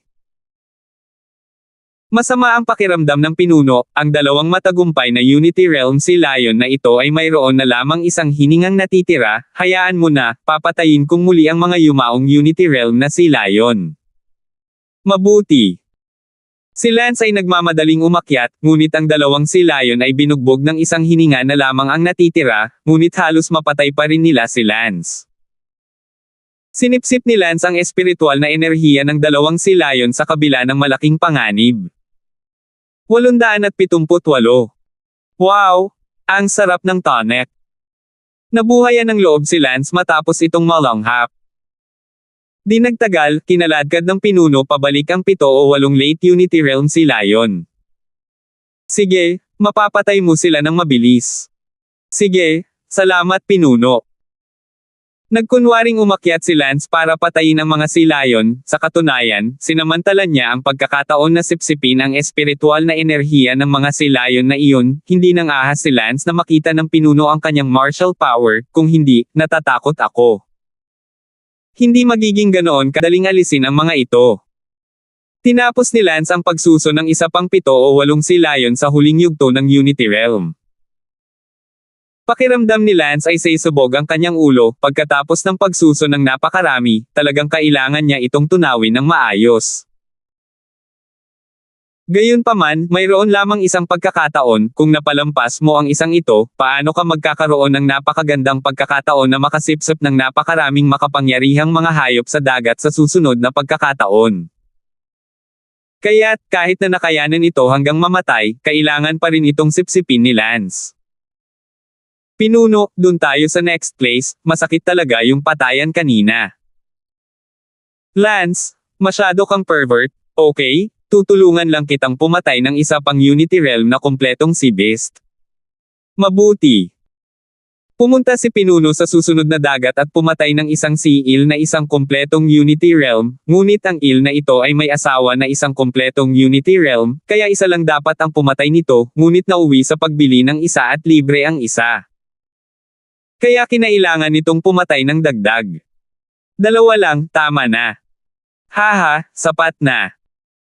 Dinala ni Lance ang kanyang espada upang patayin ang mga sea eel. Ang mga sea eel ay nabugbog na hanggang sa mamatay, kahit na maaaring bigla silang lumaban sa kamatayan saglit, ngunit si Lance ay nagbigay ng kaunting pansin, hindi ganoon kadelikado. Hindi nagtagal, sinipsip ni Lance ang espiritu ng 2 pang sea eel. Wow! Pakiramdam ni Lance ay naglalakad siya ng mabaligtad, ang enerhiya ng pag-iisip na sinipsip ay sobrang puspos. Pinuno, balik na tayo. Emph! Ungol ng pinuno at hinawakan si Lance at tumakbo palabas ng dagat. Pagbalik niya sa Star Ocean Academy, hating gabi na. Sinabi ni Lance, Pinuno, gabi na, bukas ng umaga, tuturuan kita kung paano gamitin ang flying shuttle. Hinawakan ng pinuno ang kwelyo ni Lance at sinabing, hindi, kailangan mo akong turuan ngayong gabi, paano ko malalaman na hindi mo ako pinaglalaroan, paano kung umalis ka sa kalagitnaan ng gabi kasama ang lumilipad na shuttle. Pinuno, paano ka maghahinala sa akin, ako ba, Lance, ganyang tao sa paningin mo? Okay, ibibigay ko sa'yo ang susi ng flying shuttle, okay lang. Paano ko malalaman kung totoo ang susi mo o hindi? I'm speechless, so let's go verify it's always okay. Kinuha ni Lance ang pinuno at pumunta sa lumilipad na shuttle. Mayroong 3 paraan upang buksan ang shuttle na ito, ang una, gamit ang susi, ang pangalawa, gamit ang fingerprint, at ang pangatlo, ang shuttle core. Kabilang sa mga ito, ang core ng flying shuttle ay ang master control, at ang key at fingerprint ay kailangang pahintulutan ng master control bago sila magamit. Ang susi na ito ni Lance ay isa lamang sa mga autorisadong susi, katulad ng mga susi, maliban kay Lance na may isa sa kamay ni Sarah, habang ang iba ay maaaring gumamit ng kailang mga fingerprint upang buksan ito. Kinuha ni Lance ang kanyang susi at sinabi, ito ang susi ng lumilipad na shuttle, kunin mo, pinindot mo ang open button ng remote control na ito, magbubukas ang pinto ng shuttle, ngayon ang susi na ito ay sa iyo, at ang shuttle ay inyo. Agad na inagaw ng pinuno ang susi at pinindot ang open button, at sigurado, automatikong bumukas ang pinto ng shuttle. Sa loob-loob na sinabi ni Lance, Silly Pinuno, mamaya hihilingin ko kay Sarah na ihinto ang pag-authorize sa susi na ito sa iyo, tapos display lang ang susi mo, hahaha, masyado akong palihim, Pinuno, huwag mo akong sisihin, kung sino. Hiniling sa iyo na nakawin ang aking lumilipad na shuttle, bukod pa, ang shuttle na ito ay napakabihirang, kaya ko lang. Ni hindi alam ng pinuno ang tungkol sa mga high-tech na bagay na ito, iniisip na nasa kanya ang susi at walang makakapagbukas ng pinto ng shuttle. Gayunpaman, hindi tanga ang dekano at nagtanong, paano ka nakakasigurado na iisa lang ang susi? Hindi nakaimik si Lance, halika, ito ang lumilipad kong shuttle, itatapat mo ba ang bawat susi ng iyong pintuan sa harap ng isa? Ibig sabihin may ibabahagi pa akong rare na bagay tulad ng flying shuttle, tama, isa lang ang susi, kung hindi ka naniniwala sa akin, sa shuttle ka matulog. Pagkatapos sabihin iyon, lumayo si Lance, talagang natakot si Lance na matutulog ang pinuno sa lumilipad na shuttle. Dahil dito, napatulala si Lance, ang pinuno talaga ay natulog sa lumilipad na shuttle. I'll go. Si Lance ay walang kapantay na nanlumo, tila ang pinuno ay hindi madaling mabluff. Bumalik si Lance sa manor ni Igor. Gising pa ang lahat at tila sabik na naghihintay sa pagbabalik ni Lance. Lance, you're finally back. Where have you been? Dinala ako ng pinuno sa isang day trip sa ilalim ng dagat, at nga pala, Sarah, ano ang gagawin natin ngayong natutulog ang pinuno sa shuttle? I was planning to sneak away in the shuttle at night pagkatapos niyang matulog. Binigay mo sa kanya ang susi mo. I had no choice, I had to give it to him, a shuttle isn't worth fighting him for. Palagi kong magagamit ang aking computer para kumonekta sa mainframe ng shuttle at gamitin ang core access para i-deauthorize ang key niya. Pero, natutulog siya ngayon sa shuttle, kaya medyo mahirap iyon. May paraan pa ba para mailabas siya sa shuttle? Parang, masyadong masikip sa shuttle. Oo, may naisip akong paraan. Anong ideya? Kinuha ni Lance ang kanyang laptop at ikinonekta ito sa mainframe ng shuttle. Agad na nagpadala ng utos si Sarah sa mainframe, air conditioner, ion sa 40 degrees. Kaagad, sa shuttle, tumaas ang temperatura ng air conditioner. Wala pang 10 minuto, pawis na pawis ang pinuno na natutulog sa shuttle. Bakit ang init? Sabi ni pinuno na nagpupunas ng malalaking pawis sa mukha. Hinubad ni pinuno ang jacket niya. Ngunit ito ay mainit pa rin bilang impyerno. Ano bang nangyayari, bakit ang init bigla? Agad na binuksan ni pinuno ang pinto ng shuttle para mawala ang init. Ngunit, ito ay mainit pa rin bilang impyerno.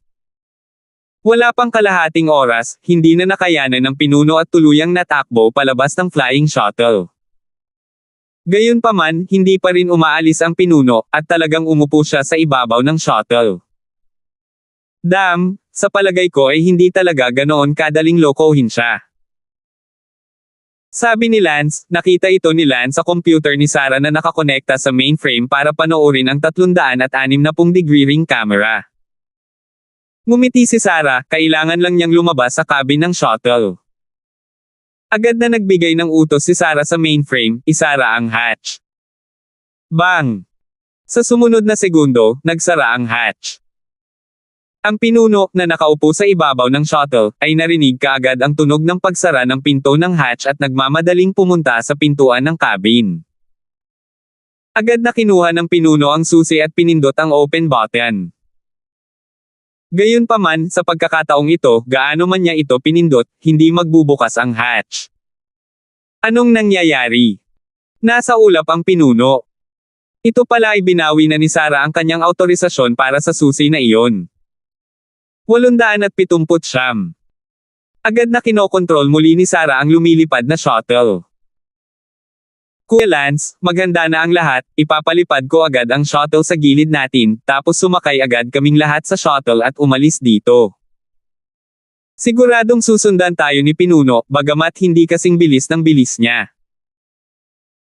Ang shuttle, pero masyadong maikli ang distansya, mas mabagal ang pagdating niya ng 10 segundo kung ihahanda niya ang kanyang sarili para mamatay, ibig sabihin may 10 segundo na lang tayo para pumasok sa shuttle. Agad na sinabihan ni Lance ang lahat na maghanda para pumasok sa shuttle. 1, 2, 3. Sa susunod na sandali, ang malayong lumilipad na shuttle ay lumipad patungo sa kinaroroonan ni Lance at ng iba pa. Nagbago ang mukha ni Pinuno, at bigla siyang humabol sa direksyon na lumipad ang shuttle. Damn it, Lance, pinaglalaroan mo talaga ako. Napuno ng galit ang Pinuno at sinundan ang lumilipad na shuttle sa bilis ng apoy. Ang lumilipad na shuttle ay nakarating kay Lance at sa iba pa sa isang kisap mata. Sumigaw si Lance, pumasok sa cabin, dali, 10 segundo lang. Ang bawat isa, isa-isa, ay tumalon sa cabin ng mas mabilis kaysa sa isa. Binuhat ni Lance sina Teresa at Sally, sila ang pinakamahina, kaya niyakap sila ni Lance at nagmadaling pumasok sa cabin. Sa sandaling ito, wala pang 100 metro ang layo mula sa lumilipad na shuttle, isang boses ang sumigaw, Lance, hindi pa ako tapos sa iyo. Bilisan, dali, pumasok sa shuttle at isara ang pinto. Sigaw ni Lance. 15 o 16 na tao ang kailangang pumasok sa lumilipad na shuttle sa loob ng 10 segundo, at ito rin ay isang napakamadaling gawain. Ang pinuno ay malapit na, kung ang pinuno ay hahabulin o papasok man lang sa shuttle sa sandaling ito ay na-activate, malamang na ang grupo ni Lance ay mapapawi. 100 metro ang layo, galit na galit ang pinuno kaya sa isang iglap lang, sumugod siya mula sa 100 metro ang layo patungo sa 100 metro, at pagkatapos ay sa susunod na pagpikit, pumasok siya sa shuttle. Sa sandaling iyon, nagkataon na kontrolado ni Sarah ang shuttle at isinara ang pinto ng shuttle. Sigaw ni pinuno at hinampes ng palad ang shuttle mula sa malayo. Ang palad na ito, kung ito ay tumama, ang lumilipad na shuttle ay tiyak na mabibiyak at magwawakas sa isang iglap, huwag mag-alinlangan sa lakas ng perpektong antas ng Unity Realm, gaano man katibay ang shuttle, hindi ito makakalaban.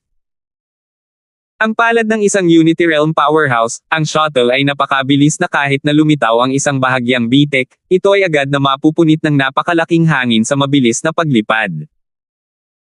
Kaya't, kahit nakititing na bitek ay hindi maaaring lumitaw sa lumilipad na shuttle. Swoosh!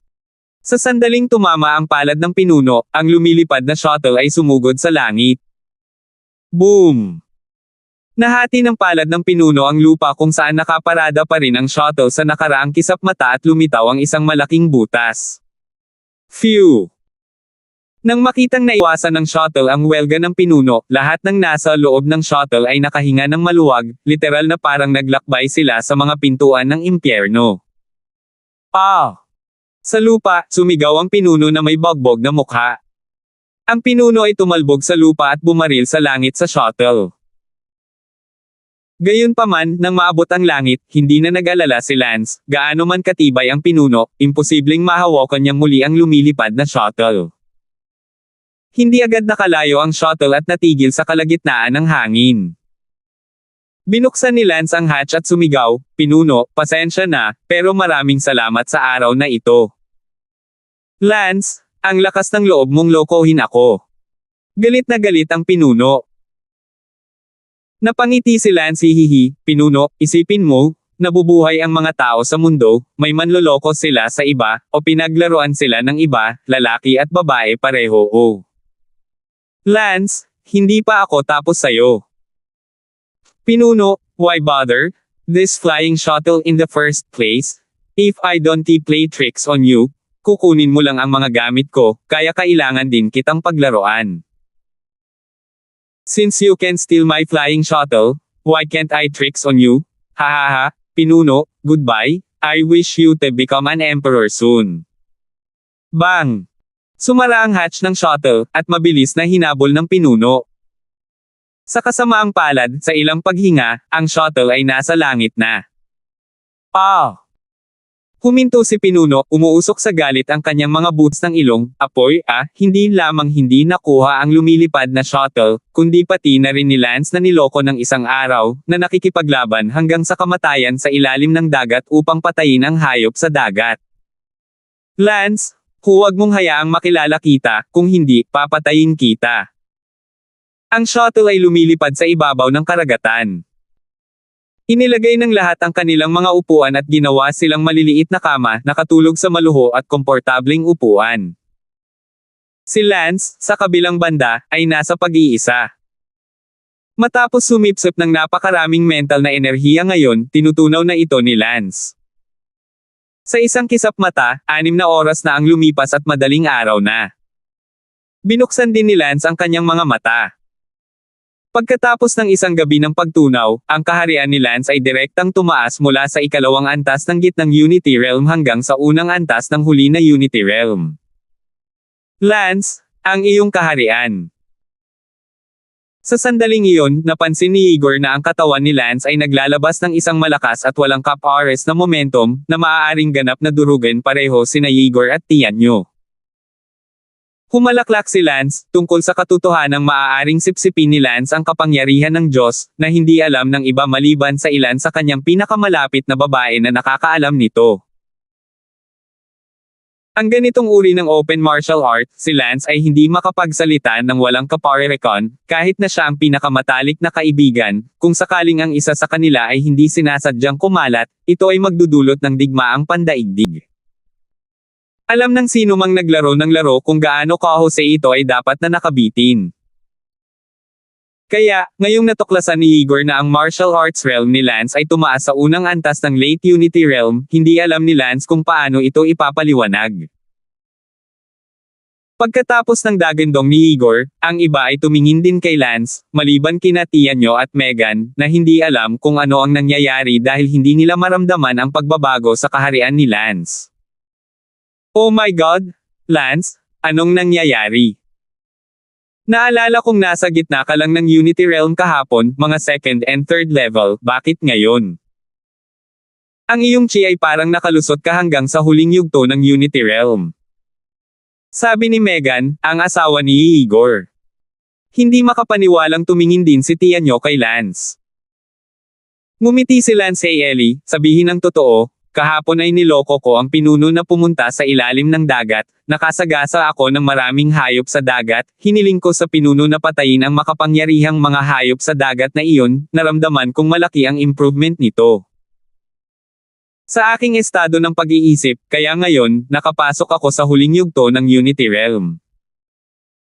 Ngunit kung gayon, gaano man kalaki ang pagbabago ng isip, ito ay, hindi sapat upang masira ang ilang mga kaharian sa isang hilera. Haha, ewan ko dyan, masasabi ko lang na sobrang lakas ng talent ko. Pervert ah. Walang sinabi ang lahat, kahit gaano pa ito kapanipaniwala at kakulaitan, lahat ito ay maipaliwanag ng talento. Sinabi ni Tianyo, Lance, nakapasok ka sa Unity Realm bago tayo lahat, kaya maari mo ba kaming tulungang sabihin sa amin ang tungkol sa iyong natutunan sa huling yugto ng Unity Realm, para makatuntong din tayo sa huling yugto ng malapit na ang Unity Realm. Good. Agad na sumang-ayon si Lance. Susunod, binigyan ni Lance sina Tianyo at Igor, na si Megan ng mga paliwanag ng maraming insight, asensya, karanasan, at pag-unawa sa huling yugto ng Unity Realm upang matulungan silang makapasok sa huling yugto ng Unity Realm ng mas mabilis. Pagkaraan ng 3 araw, dumating ang shuttle ni Lance sa isang lugar na tinatawag na Gamora Empire. At kasabay nito, ang Wanderlust at Igor, sa tulong ni Lance, ay matagumpay na nakapasok sa huling yugto ng Unity Realm, na naging malakas sa unang antas ng huling yugto ng Unity Realm. Lahat, tayo, ang Destined One Mercenaries, ay nagsimula na sa ating unang pagsabak sa mundo, nakarating na tayo sa Gamora Empire, ang ating unang hinto, pupunta muna tayo sa sikat sa buong mundo na Heavenly Light ng Gamora para makita kung ang Heavenly Light, maaari talagang nakakatulong sa mga tao na makamit ang kaliwanagan. Sabi ni Lance sa lahat. 880. Huminto ang lumilipad na shuttle ni Lance sa isang walang nakatira na primeval forest sa Gamorja Empire. Sarah, humanap ka ng hidden cave at sumakay ka sa shuttle papunta sa cave para magtago, then we'll adopt flying, we're already within the Gamorja Empire. Sige. Si Ben ay abala, bakit kailangan nating dumaan dito? Paano kapag kailangan na nating umalis, hindi ba't kailangan nating maglakbay ng napakalayo? Ngumiti si Lance at sinabing, Ben, nakalimutan mo na ba ang nangyari sa Star Ocean Academy? Paano kung lumipad ka ng shuttle at makita ng isang malakas na lalaki?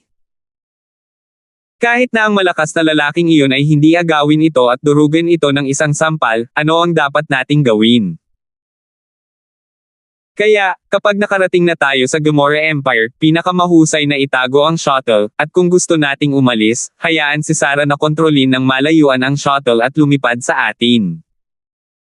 Oh, so, kung natuklasan ito, misteryoso, may nag-iisip ba na ito ay isang dayuhan na barko? Hahaha, siguro. Dumating si Lance at ang kanyang grupo sa isang lungsod malapit sa Gomorrah Empire. Hello, saan ang lugar na nagtataglay ng liwanag ng langit? Tanong ni Lance sa isang lokal, at isang likas na malakas ang nabanggit. Heaven's Light, pupunta ka ba sa Heaven's Light? Oo.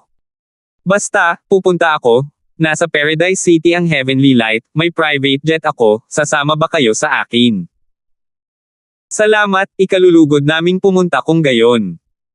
Sumakay si Lance at ang iba pa sa isang private jet. Ang likas na lokal na ito ay tila ipinagmamalaki ng pagkakaroon ng isang pribadong jet. Nagpapakitang gilas kay Lance at sa iba pa, sinabi niya, mga nakatatanda, napakalakas ba ninyo kaya wala kayong sariling pribadong jet? Nako, hindi. Sabi ni Lance. No way. I have a private jet and you guys don't even have one. Okay, I was wrong, hindi lahat may strong family background. Tanong ni Xavier, itong kapwa Dawist, so, malakas ang background ng pamilya mo. Hahaha, wala akong itinatago sa inyong lahat, ang pamilya ko ay ang Gomorrah Empire, isa sa 3 pinakamatatag na pamilya, at ako, isang tunay na anak ng pamilya, kung hindi, paano ako magkakaroon ng pribadong jet? Ang mga pribadong jet ay napakamahal, hindi kayang bayaran ng mga ordinaryong tao. Labis na nalungkot si Sally sa kanyang narinig, at iniwang nakabuka ang kanyang bibig, normal na magkaroon ng pribadong jet, tama, mayamang negosyante na may $1 sa kanilang pamilya ay may mga pribadong jet. Sinabi ni Lance, Sally, ilang salita lang, ang lipunan dito ay malinaw na hindi kasing unlad ng North Empire, ang katumbas ng North Empire 50 taon na ang nakalilipas, kaya 50 taon na ang nakalipas, ito ay kahangahangang magkaroon ng pribadong jet. Oh! Sinabi ni Lance sa lokal na lalaki, ano ang iyong pangalan? Back to senior, ang pangalan ko ay Oscar. Oscar, may alam ka ba tungkol sa liwanag ng langit? Maaari mo bang ipaliwanag sa amin, narinig ko na ang mga naliliwanagan ng liwanag ng langit ay maaaring magkaroon ng epipanya, totoo ba iyon? Hahaha, senior, tinatanong mo ang tamang tao. 3 beses akong nagkaroon ng karangalan na mairadiated ng liwanag ng langit, at sa bawat pagkakataon, nakataas ako ng isang kaharian, sa tingin mo ba ito ay totoo o hindi? Ah, talaga. Biglang natuwa ang lahat. Sinabi ni Ausan, syempre totoo, ngunit mabuti, ito ay isang pambansang kayamanan ng ating Gomorrah Empire. Sinabi ni Oscar, syempre totoo, ngunit mabuti, ito ay isang pambansang kayamanan ng ating Gomorrah Empire, ang mga ordinaryong tao ay hindi maaaring tamasahin ang 3 beses akong nairadiate dahil sa mga koneksyon ng pamilya ko. Saan ka pala galing? Parang hindi kayo galing sa Gomorrah Empire. Mahalaga ba? Syempre mahalaga, hindi siya papayagan ng mga dayuhan na makapasok sa Paradise Valley. Paradise Valley. Oo. Ang liwanag ng langit ay nasa loob ng Paradise Valley, ngunit sa kasamaang palad, ang mga ordinaryong tao ay hindi makapasok. Ang maharlikang pamilya ng ating Gomorrah, na kumokontrol sa Paradise Valley, ay napakalakas, at mayroong 8 malalakas na tao na nakarating sa Unity Realm. Mahusay na perpekto. Pupunta ako. Sumipsip si Lance ng malamig na hangin. Ang 2 lang sa Nillian Empire na nakarating sa Unity Realm Grand Perfection ay ang Emperor at Nillian, na pinatay ni Lance, 2 lang. Ang maliit na Gomorrah Empire ay aktwal na nagtataglay ng 8 malalakas na lalaki ng Unity Realm Grand Perfection. Gayunpaman, ito ay naiintindihan, pagkatapos ng lahat, mayroong mga pambansang kayamanan dito. Kaya, pumunta tayo sa Gomorrah Empire para sa wala. Tumingin si Tianyo kay Lance at ngumiti ng mapait. Bueno, hindi ko inaasahan ang Gomorrah Empire, ang lakas ng militar ay higit na nalampasan ang North Empire, ang maharlikang pamilya ng Gomorrah Empire, na kinokontrol ang liwanag ng langit, ang mga tagalabas ay talagang hindi maaaring kumuha ng kanilang turn, kahit na ang unang anak na lalaki ng 3. Mga lokal na pamilya, 3 beses palang nairadiated, kami, ha. Mapait ding tumawa si Lance. Ang Gamorra Empire ay nagtataglay ng liwanag ng langit, kahit na ang teritoryo nito ay hindi kasing laki ng North Empire, ngunit ito ay malinaw na isang lugar ng digmaan, kaya't normal para sa martial power na malampasan ang North Empire. Tapos pupunta pa tayo ngayon. Bakit hindi tayo pumunta, kahit hindi natin masisilayan ang liwanag ng langit, magandang puntahan at tingnan, ang layunin ng pagtatatag ng mersenaryong grupo ay hindi para maglibot sa mundo at gumawa ng paraan sa mundo. Makalipas ang ilang oras, dumating na ang private jet ni Uyang. Oscar. Aking mga kaibigan, narito ang Paradise City. Ang Paradise Valley ay nasa gitna mismo ng Paradise City. Ang Heavenly Light ngayong taon ay malapit nang magbukas, kung maaari mo itong i-irradiate o hindi ay nasa iyong kapalaran. Bagamat ang liwanag ng paraiso ay kontrolado ng the royal family, it doesn't mean that foreigners can't share it at all. If you are friendly foreign guest to the Gamorra Empire, or kung may mga kakilala ka dito, or even if you know few royal girls, hahaha, kahit ano. Pwede naman, tsaka sobrang gwapo nitong senior na ta, I think hindi naman mahirap sunduin ang ilang royal girls oh. Sige, lalapag na ang eroplano. Natahimik si Lance at sinabing, gwapo ba talaga ako? Ngumiti si Igor, I see, ang gwapo talaga. Hinamak ni Xavier, Lance, huwag kang magpanggap na nagkukumpara, okay? Tama, pinupuri ka ng mga tao sa iyong kagwapuhan, at kailangan mo kaming tanungin muli ng kainahinala, kung ano ang isang bongga. Sige, huwag mo akong pagtawanan, ha? Hindi pinansin ni Lance ang kanyang hitsura, kung tutuusin, si Lance ay hindi naman isang taong nagmamalasakit sa kanyang hitsura, gwapo man o hindi, wala siyang pakialam. Pantay na pangangalaga. Sinabi ni Ben, Lance, kung tayo, isang grupo ng mga tao, ay makikita ang maalamat na liwanag ng langit, ay magagawang maglakbay ng walang kabuluhan, nasa iyo na, kung pupunta ka upang makipag-ugnay sa isang batang babae mula sa ang maharlikang pamilya ng imperyo ng Gamorra, magkakaroon tayo ng pag-asa na magliwanag ng liwanag ng langit. Umirap si Lance, Ben, huwag kang magsalita ng walang kaparerekon. She, na nagsasalita ng walang kaparerekon, hindi mo ba nakikita na lahat ay nakatingin sa iyo? Iyong Oscar, pagkababa mo ng eroplano, tumulong ka sa pag-scout at tingnan kung may mga maharlikang babae ng Gamorra Empire, at sila ay mas makapangyarihang maharlika. Mga babae ah. Sige Lance, ako na ang bahala.